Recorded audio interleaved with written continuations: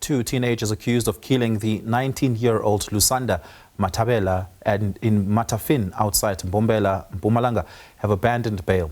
The duo, Katlego, Mokoena and Lungelo, Sithole, appeared briefly in the Nelspruit Magistrate's Court.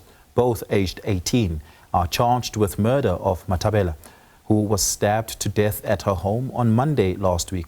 Phinah Kodisang, who is the Chief Executive Officer of the Soul City Institute, joins us now.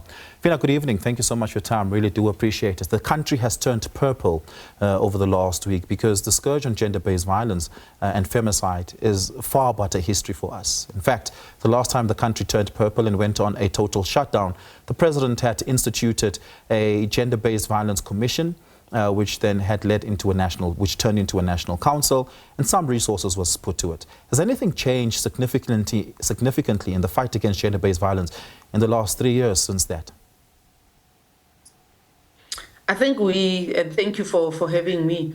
We do have the amendment of the 3 bills that were promulgated into law.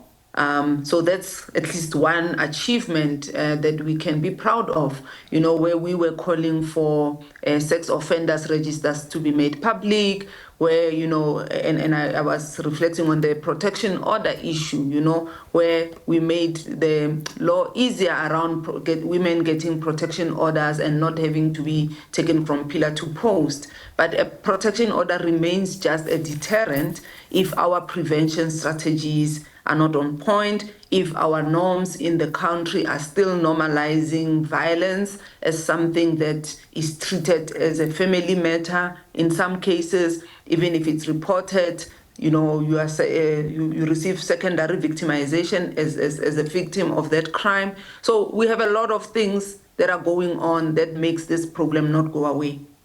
Yeah. So what then should be done about it? I mean, if there's legislative amendments to make it easier for women to be able to access a protection order, but that protection order still doesn't shield them from the onslaught of men, what then is missing? What is missing is the commitment from every individual in our society to see this as an issue that requires all of us to do something about it. So I always say, when I talk to mothers especially, you know that your son is hitting somebody else. You can hear her scream, but you do nothing because you don't want your son to end up in jail. So all those things where we are not addressing the matter because this is my son, I can't afford to see my son being imprisoned, or this is my brother, or, you know, I love him too much to get him arrested. It's something we can resolve. All this just create an enabling environment for gender-based violence to thrive because we are not decisive about dealing with it as a crime. We are still seeing it as an issue between 2 people that can be resolved. We don't want to get involved because, you know, it's 2 people's issues. All those things, honestly, are not helping us move forward in addressing these issues. This issue decisively. And of course, our law also is lagging in prosecuting those that at least have the courage to report and follow through, right? So we have all these things that when you look at the bigger picture, create this doubt that even if I take my issue forward, it will be addressed. How do we overcome that collective action problem that you're describing there, especially given that patriarchy is inextricably bound up in all facets of society, the home, the school, the church, the workplace, as well as the police station? It will take a massive undertaking to make that happen, but where do we begin, Phinah? We are a responsive country. We respond a lot, we don't prevent.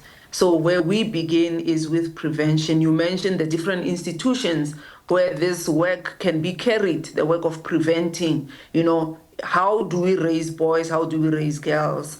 What is it that we are telling men about who they are and the role that they play in society, and how does that play into, you know, the psyche of men ending up using violence as an option? You know, poverty is a big issue in our country. Many women who are vulnerable because of poverty stay in relationships that are abusive, where they end up losing their lives. If we are not solving poverty as an issue, what do we expect to see happening? So we need to be very comprehensive in our efforts. It can't just be isolated incidents of responding here and not responding there, or where we say we are intentional about it, but we are not even funding the prevention in a meaningful way as a country. Yeah, Phinah, we're going to have to leave it there. Thank you so much for your time. Really do appreciate it. Phinah Kodisang is the CEO of the Soul City Institute.